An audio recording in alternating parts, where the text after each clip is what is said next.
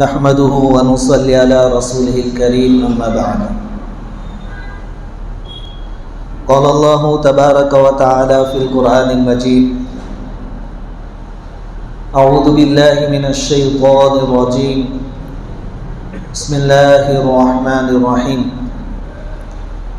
الله ولي الذين آمنوا يخرجهم من الظلمات إلى النور والذين كفروا أولياؤهم الطاغوت يخرجونهم من النور إلى الظلمات أولئك أصحاب النار هم فيها خالدون صدق الله العظيم. وفي رواية من أحسن فيما بينه وبين الله تعالى كفاه الله فيما بينه وبين الناس او کما قیل. بزرگوں اور پیارے بھائیوں، ایک روایت کے مطابق جس کو طبرانی نے نقل کیا ہے، نبی کریم صلی اللہ علیہ وسلم جب ہجرت فرما کر مدینۃ المنورہ پہنچے تو پہلی جمعہ کو آپ نے جو خطاب پیش کیا، جو بات کی، اس میں بہت ساری چیزیں حضور صلی اللہ علیہ وسلم نے بیان فرمائی. ان باتوں میں ایک بات یہ بھی بیان فرمائی، من احسن فیما بینہ وبین اللہ تعالی، کہ جو کوئی آدمی اپنا اور اپنے اللہ کے بیچ کا معاملہ صحیح کر لے گا، اپنا اللہ کے ساتھ کا معاملہ صحیح کر لے گا، کفاہ اللہ بینہ وبین الناس، تو اس کے اور لوگوں کے درمیان جو معاملات ہیں اللہ ان کو سنوار دے گا، ٹھیک کر دے گا. خلاصہ یہ کہ اگر بندے کا تعلق اللہ تعالیٰ کے ساتھ صحیح ہے تو مخلوق کا تعلق بندے کے ساتھ صحیح ہوگا. اس روایت کے اندر کچھ کلام بھی ہیں، بعضوں نے اس کو مرسل کہا ہے، موقوف بھی کہا ہے، ضعیف بھی کہا گیا، لیکن چونکہ اس سے کوئی مسئلہ تو ثابت ہوتا نہیں، فضیلت کی باتیں بیان ہو رہی ہیں، اس کو بیان کر سکتے ہیں. تو یہ واقعہ، یہ جملہ، یہ بات ہم یاد رکھیں کہ اگر ہمارا تعلق اللہ کے ساتھ صحیح ہوگا تو مخلوق کا تعلق ہمارے ساتھ صحیح ہوگا. اگر ہمیں ایسا محسوس ہو کہ لوگوں کے دل بدل گئے، اب پہلے جیسی محبت نہیں رہی، فلاں میرا دوست تھا دشمن ہو گیا، بیوی بچے نافرمان ہو گئے، پڑوسی ناراض رہتے ہیں، تو ہمیں پہلے یہ سوچنا چاہیے کہ کہیں اس کی وجہ یہ تو نہیں ہے کہ میرا معاملہ اللہ کے ساتھ بگڑ گیا ہے.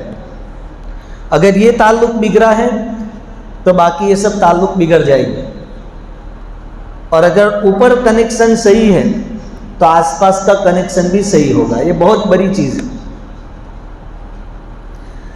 جس کا تعلق اللہ کے ساتھ صحیح ہو، اللہ تعالیٰ اس کا ہر کام بنا دیتے ہیں، اس کو مصیبت سے بچا بھی لیتے ہیں، اس کو فائدہ بھی پہنچاتے ہیں، آنے والی مصیبتوں کو ہٹا بھی دیتے ہیں.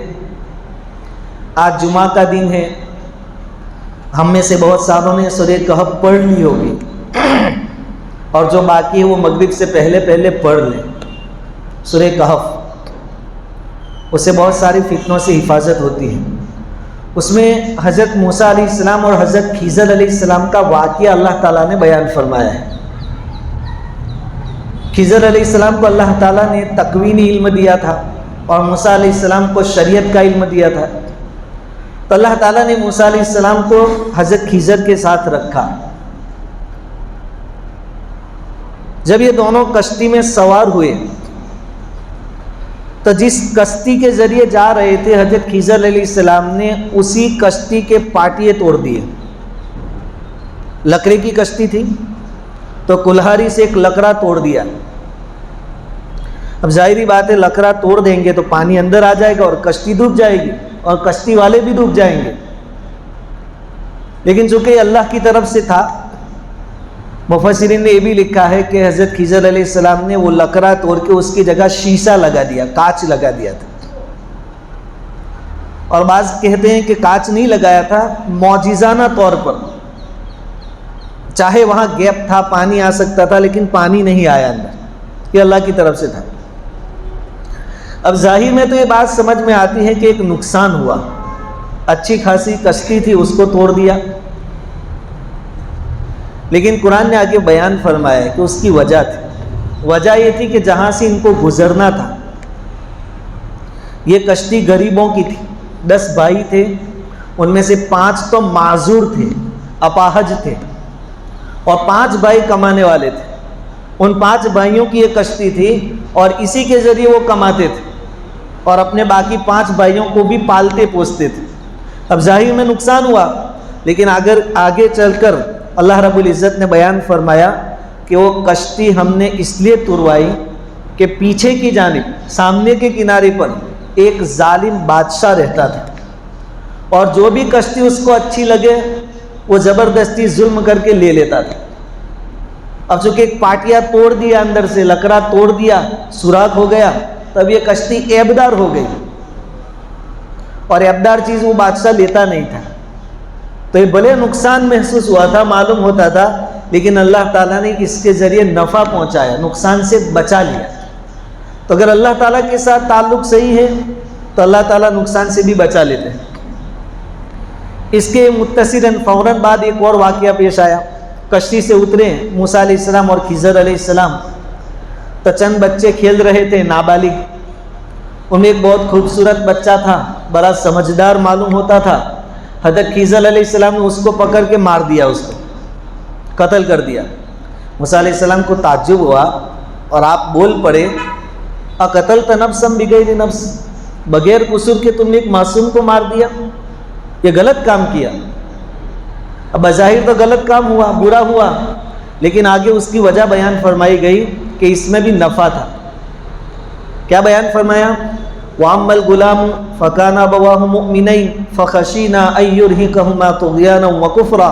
حضرت خضر علیہ السلام نے فرمایا موسیٰ علیہ السلام سے کہ اس بچے کے بارے میں ہمیں یہ خوف تھا کہ یہ بچہ آگے چل کر کافر ہو جائے گا اور اپنے ماں باپ کو ستائے گا، اور یہ بھی خطرہ تھا کہ اس کے ماں باپ اپنے بچے کی محبت میں کہیں مرتد نہ ہو جائے، یہ تو کتنا بڑا نقصان ہونے والا تھا۔ اللہ تعالیٰ نے اس نقصان سے بچپن ہی میں بچانے کا ہی انتظام فرما دیا کہ خضر علیہ السلام کو بھیجے اور انہوں نے بچے کو مار دیا۔ تو اللہ تعالیٰ کے ساتھ اگر معاملات درست ہو، اور قرآن نے فرمایا وَكَانَ أَبُوهُمَا صَالِحًا، یہ جو بچہ تھا اس کے ماں باپ نیک تھے، ان کا تعلق اللہ کے ساتھ صحیح تھا، تو اللہ تعالیٰ نے بعد میں ہونے والے نقصان سے بچا لیا۔ اور مفسرین نے یہ بھی لکھا ہے کہ اس کے بعد اللہ تعالیٰ نے ان ماں باپ کو، میاں بیوی کو ایک لڑکی دی، لڑکی پیدا ہوئی، بچہ جو لڑکا تھا وہ تو مار دیا گیا، لڑکی پیدا ہوئی، اور اس لڑکی کے پیٹ سے 1 یا 2 نبی پیدا ہوئے۔ تو یہ سسٹم سارا اللہ تعالیٰ کا کام کرتا ہے۔ ہمارا تعلق صحیح ہے تو اللہ تعالیٰ نقصان سے بچائیں گے اور ہمیں فائدہ اور نفع پہنچائیں گے۔ آگے موسیٰ علیہ السلام اور حضرت خضر علیہ السلام ایک بستی میں پہنچے، دونوں کو بھوک لگی تھی، بستی والوں سے کہا کہ ہم مہمان ہیں اور مہمان نوازی کرنا تمہارے لیے ضروری ہے، ہمیں کھانا دو۔ فَأَبَوْا، بستی والوں نے انکار کر دیا کہ ہم نہیں کھلائیں گے۔ اب یہ نکل رہے تھے بستی سے، حضرت خضر علیہ السلام کی ایک دیوار کے اوپر نظر گئی، دیکھا کہ دیوار جھک گئی ہے اور گرنے کے قریب ہے۔ خضر علیہ السلام نے اپنے ہاتھوں سے دیوار کو سیدھا کر دیا۔ موسیٰ علیہ السلام نے کیا کہا کہ آپ نے فری میں کیوں کیا؟ دیوار کے مالک سے ہم کہتے کہ ہم آپ کی دیوار سیدھی کر دیتے ہیں، اتنی مزدوری ہوگی، ہم مزدوری لیتے تو کچھ کھا پی لیتے، اس سے ہمارا پیٹ بڑھتا، آپ نے فری میں کر دیا۔ اللہ تعالیٰ نقصان سے کیسے بچاتے ہیں؟ آگے اللہ تعالیٰ نے اس کا جواب دیا۔ حضرت خضر نے آگے چل کر فرمایا کہ وہ جو دیوار تھی، وَأَمَّا الْجِدَارُ فَكَانَ لِغُلَامَيْنِ يَتِيمَيْنِ، کہ 2 یتیم بچوں کے گھر کی وہ دیوار تھی۔ ان کا ماں باپ ان کے بھی نیک تھے، مر گئے تھے، اور انہوں نے اس دیوار کے نیچے اپنی اولاد کے لیے خزانے چھپائے تھے سونے اور چاندی کے۔ اب یہ اولاد تو ابھی چھوٹی ہے، اگر دیوار گر جاتی اور خزانے نکل آتے تو لوگ لوٹ لیتے، اس بچوں کا نقصان ہو جاتا۔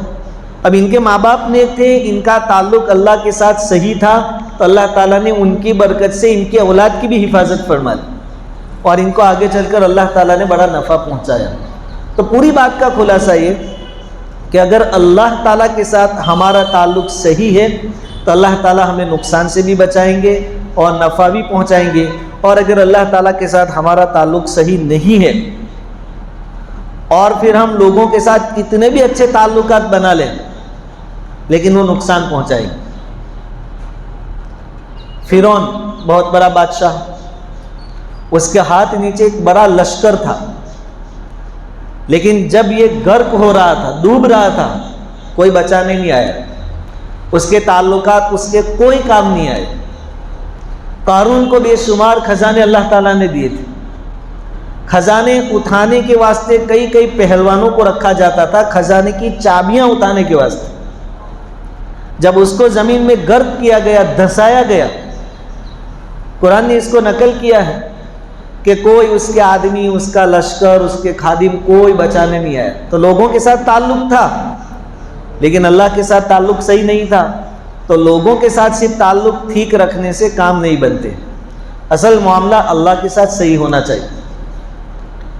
نوح علیہ السلام جلیل القدر نبی ہیں، اللہ کی طرف سے آپ کی قوم پر عذاب آیا، زمین سے پانی نکل رہا ہے، آسمان سے پانی برس رہا ہے۔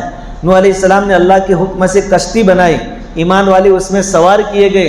نوح علیہ السلام کشتی میں بیٹھے ہیں اور اپنے سگے بیٹے سے کہہ رہے ہیں یا بنی ارکم معنا ولا تکن مع الکافرین، کہ بیٹے اندر آ جاؤ، ایمان میں داخل ہو جاؤ، کشتی میں آ جاؤ، کافروں کے ساتھ مت رہو۔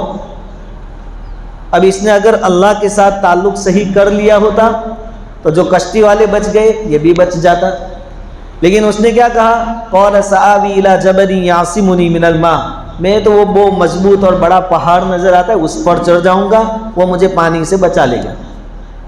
اللہ سے تعلق صحیح نہیں کیا، نظر اس کی گئی پہاڑ کی طرف۔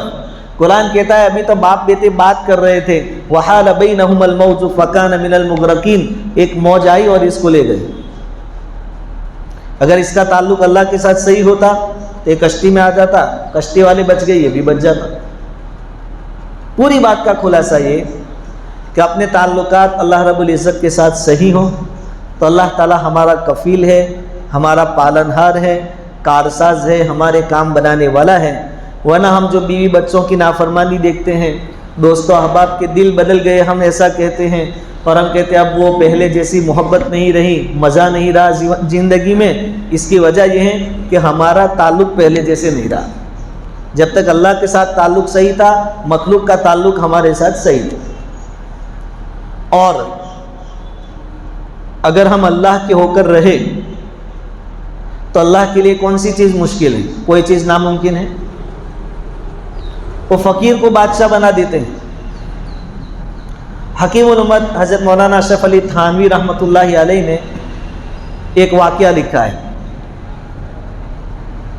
کہ ایک بھکاری تھا، 7 پشتوں سے بھیک مانگنے کا دھندا ان کا چلا رہا تھا، پشت در پشت، باپ کے بعد بیٹے، بیٹوں کے بعد ان کے بیٹے، ایسا 7 پشتوں سے بھیک مانگتے تھے۔ وہ مانگتے مانگتے بادشاہ کے دروازے پر پہنچ گیا۔ ادھر کیا ہوا تھا؟ بادشاہ مر گیا تھا، رات کا وقت تھا۔ اب سب پریشان تھے کہ بادشاہ کا کوئی بیٹا بھی نہیں ہے کہ اس کے بعد وہ بادشاہ بنے، کوئی رشتہ دار بھی نہیں ہے، تو سلطنت کس کے حوالے کریں گے؟ تو جو وزیر تھے ان کا مشورہ ہوا اور یہ طے ہوا کہ صبح میں سب سے پہلے جو بادشاہ کے دروازے پر آئے گا اس کو ہم بادشاہ بنا دیں گے، آسمانی فیصلہ سمجھ کر۔ اور یہ فقیر صبح میں سب سے پہلے مانگنے کے واسطے گیا کہ اللہ کے واسطے روٹی دے دو۔ بس سپاہیوں نے اس کو پکڑ لیا، یہ آدمی گھبرا گیا کہ میں نے کون سا گناہ کیا، یہ مجھے پکڑ کر لے جا رہے ہیں، اور اس کو جا کے اچھے سے غسل دیا، نہلایا اور شاہی لباس پہنا دیا۔ اب وہ فقیر کو، بھیک منگے کو آئیڈیا آ گیا کہ مجھے تو بادشاہ بنا دیا انہوں نے. وہ بھی بڑے ٹھاٹ کے ساتھ آیا، بادشاہ کی کرسی پر بیٹھا، اور پہلے ہی دن بہت اچھے اچھے فیصلے کر دیے اس نے، پہلے ہی دن. خیر جب دربار ختم ہوا، سب چلے گئے، تو وزیروں نے کہا، 2 وزیر تھے، کہ بادشاہ سلامت، اگر آپ ہمیں معاف کر دیں، جان بخش دیں، تو ایک بات پوچھنی ہے آپ سے. کہا جاؤ، میں نے تمہاری جان بخش دی، کیا پوچھنا ہے؟ کہا کہ ہم بھی آپ کو جانتے ہیں اور تم خود بھی جانتے ہیں کہ آپ تو پشت در پشت بھیک مانگنے کا دھندا ہے آپ کے خاندان کا. اب سوال یہ ہے کہ آپ کو جب اچانک بادشاہ بنا دیا گیا تو آپ تو فقیر تھے، یہ آپ کی لائن نہیں تھی، اتنے اچھے اچھے فیصلے کیسے کیے تم نے؟ بادشاہ بن گیا وہ تو سمجھ میں آیا کہ ہم نے زبردستی بنا دیا، باقی فیصلے کرتے کیسے آ گیا؟ تو بھیک منگے نے کہا، جس کو بادشاہ بنایا گیا تھا، کہ جو اللہ بادشاہت دیتا ہے اسی نے صحیح فیصلے لینے کی ہدایت بھی مجھے دے دی. اس کے ضمن میں ایک بہت اچھی بات حضرت تھانوی رحمۃ اللہ علیہ نے لکھی ہے کہ جب آدمی توبہ کرتا ہے تو ممکن ہے توبہ کرنے کے ساتھ اللہ اس کی توبہ بھی قبول کرے اور اس کو ولی بھی بنا دے. ہمیں ایک پریشانی یہ ہوتی ہے کہ توبہ تو کرتے ہیں لیکن پھر گناہ ہو جائیں گے ہم سے. لیکن کبھی ایسا بھی ہوتا ہے کہ اللہ توبہ بھی قبول کر لے اور اسی وقت اس کو ولی بنا دے. حالانکہ ولی تو زندگی لگانے کے بعد آدمی بنتا ہے، لیکن اللہ کے لیے کوئی کام مشکل نہیں. پھر خلاصہ پوری بات کا یہی ہے کہ اگر ایسے اللہ کے سامنے، جس کے قبضے قدرت میں سارے خزانے ہیں، ساری چیزیں ہیں، ہمارا تعلق مضبوط رہا تو مخلوق کا تعلق ہمارے ساتھ صحیح رہے گا. قرآن میں اللہ تعالیٰ نے اپنے نبی سے اور صحابہ کرام سے فرمایا ہے، وَأَلَّفَ بَيْنَ قُلُوبِهِمْ لَوْ أَنفَقْتَ مَا فِي الْأَرْضِ جَمِيعًا مَا أَلَّفْتَ بَيْنَ قُلُوبِهِمْ وَلَكِنَّ اللَّهَ أَلَّفَ بَيْنَهُمْ.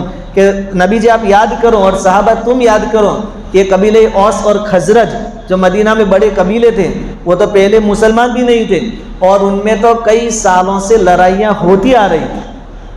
تو ان کو آپس میں بھائی بھائی کس نے بنا دیا؟ ان کے دلوں کو کس نے جوڑ دیا؟ اللہ تعالیٰ فرماتے ہیں کہ میں نے جوڑا. اور نبی جی اگر آپ دنیا بھر کی دولت خرچ کر دیتے اس پیچھے کہ ان کے اندر دوستی ہو جاوے، محبت ہو جاوے، آپ کے بس کی بات نہیں تھی. تو سارا نظام کس کے ہاتھ میں ہے؟ اللہ تعالیٰ کے ہاتھ میں ہے. لوگوں کے دل بھی اللہ رب العزت کے قبضے قدرت میں ہے. اس لیے ہماری کوشش بجائے اس کے کہ لوگوں کو خوش کریں، کوشش یہ ہو کہ اللہ تعالیٰ کو خوش کریں. ایک حدیث میں یہ بھی ہے کہ جب بندہ اللہ والا بن جاتا ہے، اللہ سے تعلق صحیح کر لیتا ہے، حدیث کا خلاصہ اور مفہوم، تو اللہ تعالیٰ جبرائیل علیہ السلام سے 7ویں عرش پر کہتے ہیں، 7ویں آسمان پر، کہ جبرائیل زمین پر فلاں بندہ ہے، میں اس سے محبت کرتا ہوں. حضرت جبرائیل علیہ السلام سب فرشتوں کو جو آسمان میں ہیں سب سے کہتے ہیں کہ فلاں گاؤں میں، فلاں بستی میں فلاں بندہ ہے، اللہ اس سے محبت کرتے ہیں، میں بھی کرتا ہوں، تم بھی کرو. پھر اس کے اثرات زمین پر منتقل ہوتے ہیں. زمین والے جو انسان ہیں، مخلوق ہے، ان کے دلوں میں بھی اس بندے کی محبت ڈال دی جائے. پھر خلاصہ یہ کہ ہمارا معاملہ اللہ کے ساتھ صحیح ہے تو انشاءاللہ مخلوق کا معاملہ ہمارے ساتھ صحیح ہوگا. تو ہم کوشش کریں اپنے معاملات کو اللہ رب العزت کے ساتھ صحیح کر لیں. اللہ رب العزت کہی سنی باتوں پر عمل کی توفیق عطا فرمائے.